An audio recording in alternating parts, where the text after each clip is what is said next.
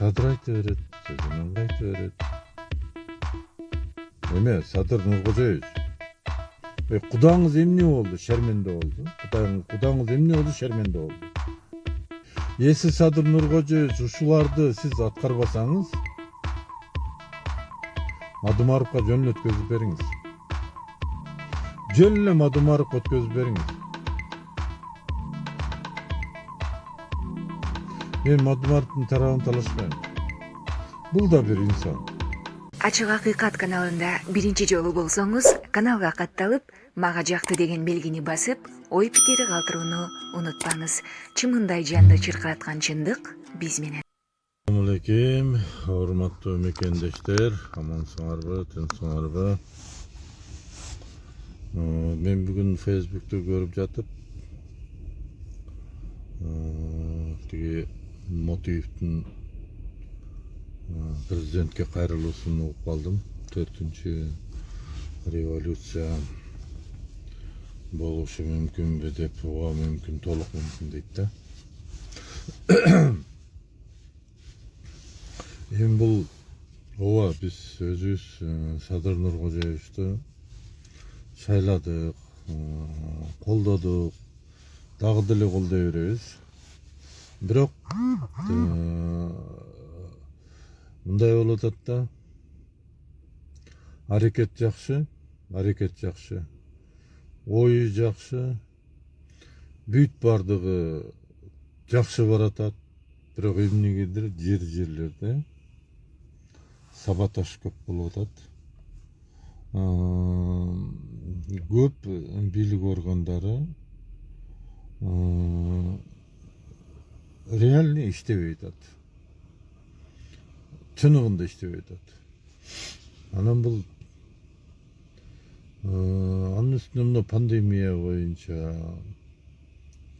Сооронбайдын мезгилинде $700 миллион.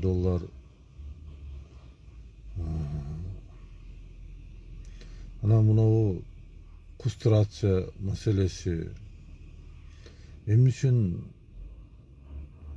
бул мисалы үчүн мыйзамды колдонуу бир как-то неоригинальный өзгөрдү да. Эми кылмышкерби, значит,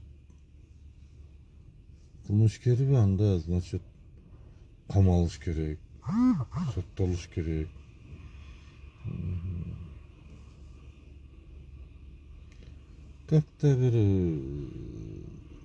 Как-то так-то болуп атат да. Анан мени көптөн бери ойлондурат.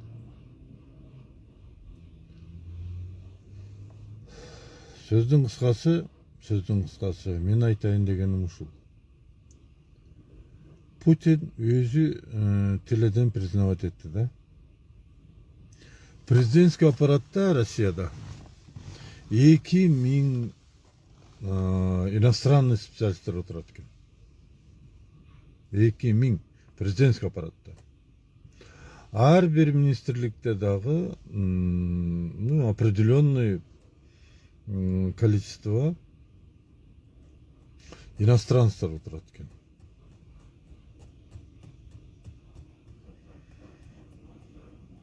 Кызык бекен, өтө кызык да. Бирок бул чындык. Жакында Лавров дагы биздин жетекчилерибиз деп чет өлкөдөгү пахандарын айтып алды да. Оговорился, орусча айтканда.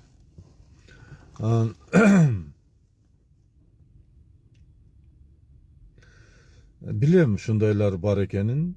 Кайсы бир күчтөр ар бир мамлекеттин ичинен башкарышын билем. Seççümü bilçümü. Bırak bu nerseni şu japarıp jarıp çıksa gerek de oyladım bile. Oşun üçün prezidentler kete öğret, premierler kete öğret, dikiler kala öğret de. Göçögenin sırtında kala öğret. Bardığın oşolor apredildi dedi. Sadır sen onu kılasın. taşısam nonu kılasın, başkasem nonu kılasın, nonu getiresin, nonu getirбейсиң, nonu koyasın, nonu alasın. Düşünüyorum misal üçün başka prezidentler bağı şundayga kuldu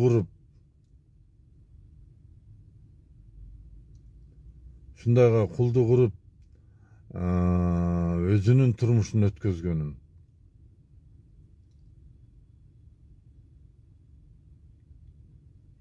Biroq bunu men Sadırdan kütmedim ele. Uşulardı oylap atıp,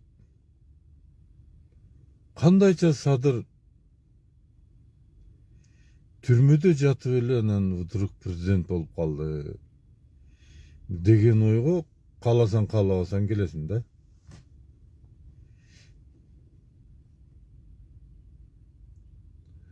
Менимче ошолор каалаган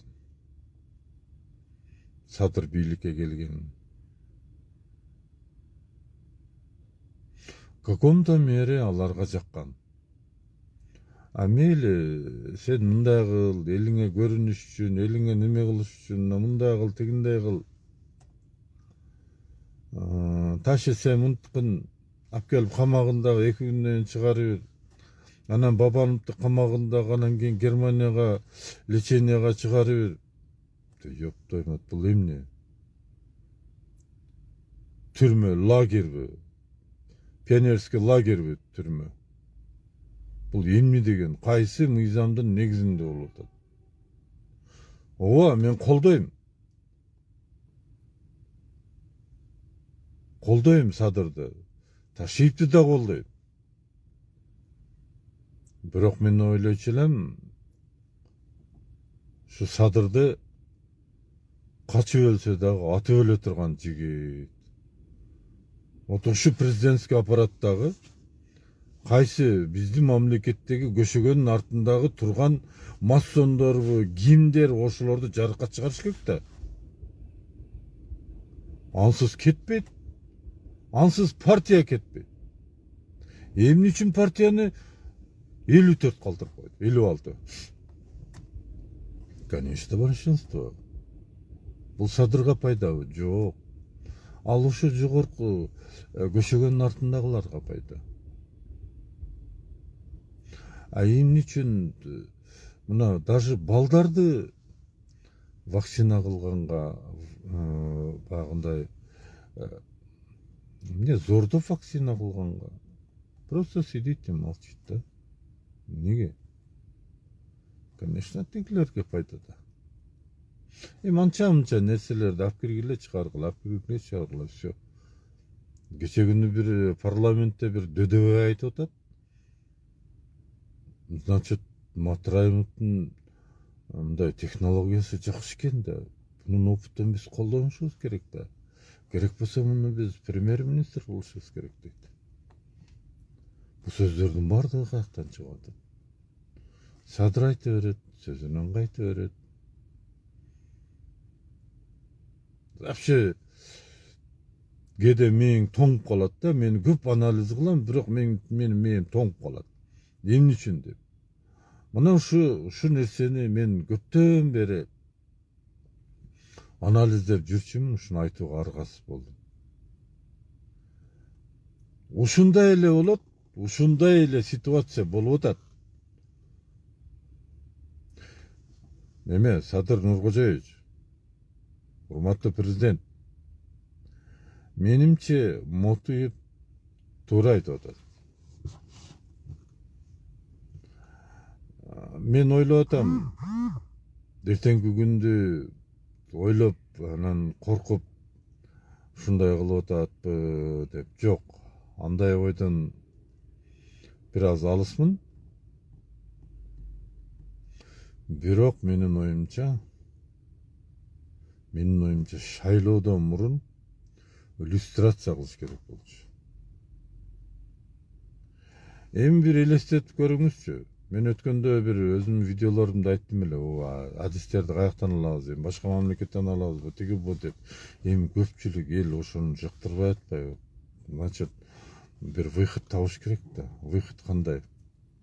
Выход бардығын жазасына жараша иштен алгыла, камагыла, иши кылып жайдактагыла. Кыргызча айтмакчы жайдакташ керек. Бай, кедей деген болбош керек. Мен сизге айтайын, мен мисалы үчүн бай болуп кетсем, мисалы үчүн мен бай болот элем. Же башка бирөө бай болуш керек. Жок, андай bir мындай бөлүнүү болбош керек. Отурушунда адилеттүү бийлик болот да. Адилеттүү тең салмактуу болот. А бизде тең салмак жок. Бай, кедей бул нерселердин бардыгы давно кеткен. Буларды мисалы үчүн байкасаңыз болот, аксакалдар жөн эле дежурный чалдар болуп калган. Кыргыздын эң улугу, эң сыйга татымдуусу аксакалдар да. Туурабы? Не болуп атат? Аларды эч ким сыйлабайт. Алар өзү тейтеңдеп барып, жаш балдар менен арак ичип, анан кийин ошо колунда бар адамдын немесин сыйлап. Неге? Потому что бардыгы акчага ченелип калган да. Мисалы үчүн мен Москвада турам. Москвада. Бул жерде да аксакалдар бар. 3-4кө бөлүнөт, 3-4кө бөлүнөт.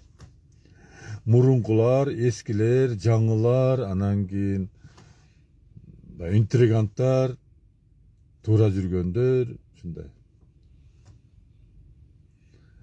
Эми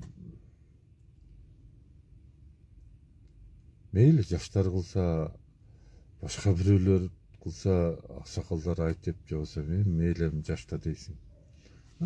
Москвада 3-4кө бөлүнүп алып аксакалдар кеңешинин төрагасын талашып атат. Эмне бул должностпу? Ёлки. Бул должностпу вообще? Бир мындай бир авирби, эмне бул? Ким болсоң ошол, мейли, каерден болосуң, без разница, давайте. Москва, Московская область, каласыңар Россия боюнча аксакалдар чогулайлык. Мына бир дасturканга отурайлык. Төрөгабызды шайлап алайлык. Төрөгө шайланган менен ал төрөгө өзү чече албайт. Вопростун бардыгын ортого коет. Ошол жерде аксакалдар чечет. Эң ушуга Москванын посольствосу аралашып жүрөт. Мурунку бир посол бар экен. Мен мындай натуральный эле айтайын, көкмө экен, мурунку бир посол болуп кеткен экен иш жерде. Россиянын составына кошулуш керек дейт. Мына ушундай бир көкмейлер кайда карабай, ушу окшогондорду жоготуш керек да. Ушу окшогондорду түп тамырынан жоготуш керек. Москванын посолун совсем алыш керек. Совсем алыш керек, бул болбогон нерсе. Табактын аркынан эле баягындай неме болуп алышканда, группировка болуп алышкан. Бу жерде кыйналгандар толтура, кыла турган иш толтура Москвада. Жок, аны кылбайт. Билбейм, угушума караганда $1000, $2000 айлык алат экен. Ошо Москвада кыйналган мекендештерге барып жардам беришпейт. Ошондон акча талап кылышат да. Ошо акча берсең кылат элем дегендей кылып. Мен угуп атпайм, көрүп атпайбы бу жердечи. Булардын бардыгы эмнеден болуп атат?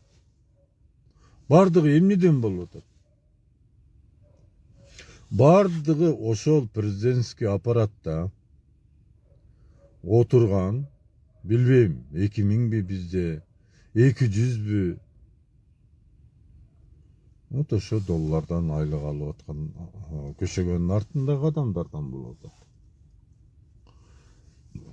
Мен даже бир нерсени айтайын,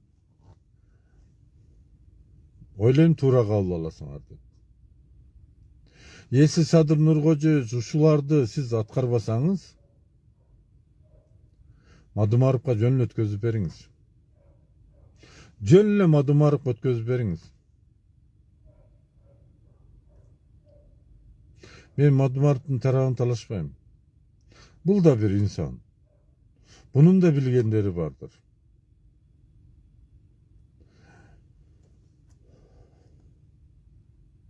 Акыр качанга чейин биз бири-бирибизди кубалап, бири-бирибизди тосуп алып, бири-бирибизге жагынып, бири-бирибизге паткалымчылык кылып жашайбыз.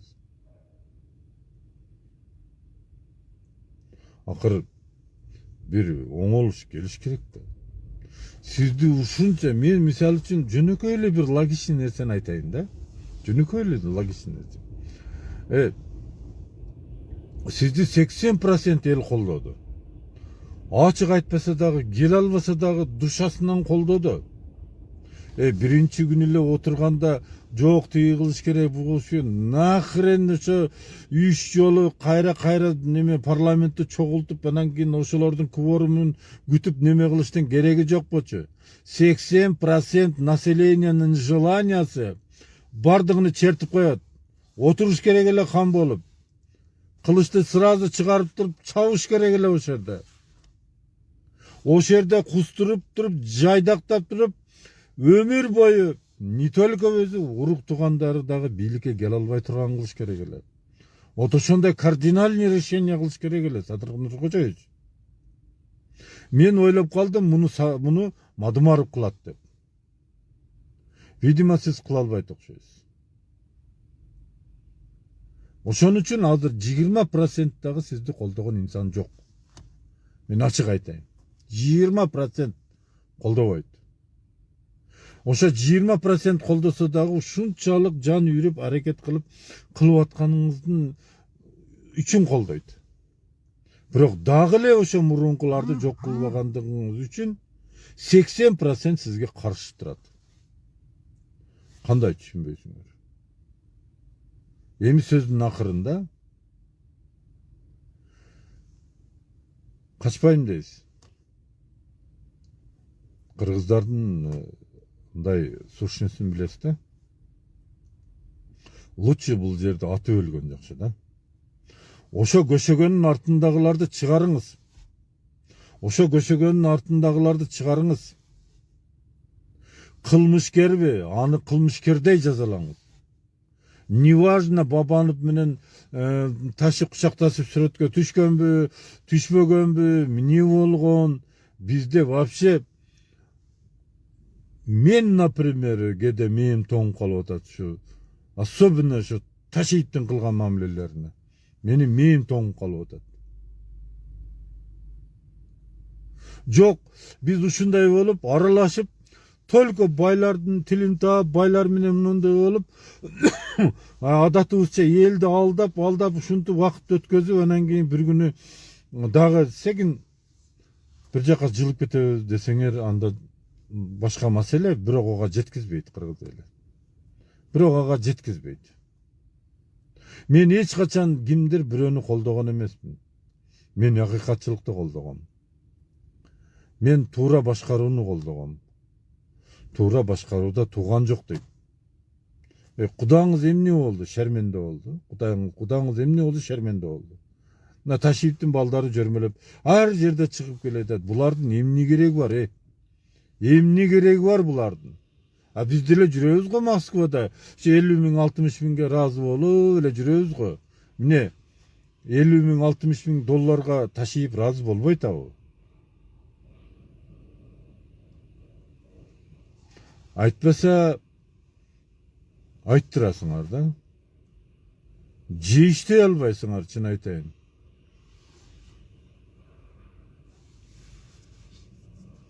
Албетте аракет жакшы. Бирок мындай мен жогоруда айтып кеткен нерселерди чечпесеңизчи, сиз төбөңүз менен жер казып туруп, ошо кумторго окшогон жерлерден 10 эсе алтын алганыңыз менен ошо көшөгөнүн артындагылар жоголмоюнча, ошо президентский аппаратта, өкмөттө тыпта бурсалар менен алмашмайынча бул сөз калбайт. Мен сизге дагы айтайын. Жаңы мамлекет курулганда мындай элдердин арасынан эле алып келип койгон. Дипломы не важно. Важно сознаниясы. Келечекти көрө билүүнү, бир нерсени бир мындай аңдап, бир нерсе колунан келе турган, ушу тырышкан İnsandарды эле алып келип коюп коюңуз. Міне ошо Акылбек Жакбаров билгенди башка билбейби? Эгерде мисалы үчүн башка адамда ошончолук доступ болсо информацияга, ал адам деле билет. Акылбек Жапаровда доступтар бар мындай нерселер. Анан акыры биз бир жагына чыгышыбыз керек да.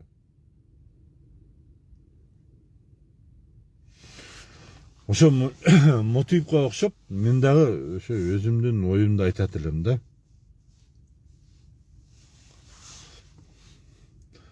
Азыр мен таң калбайм, эртеге бүт чимкиликтердин баары келип алсачы. 50-60% ошолор келет. Ошондо Садыр Нуркожоевич менен ташы калбайт. Кандай болуп кетет тагдырыңар билбейм, бирок жакшы болбойт. Ошон үчүн азыртан токтотуш керек. Максат ошо. Рахмат.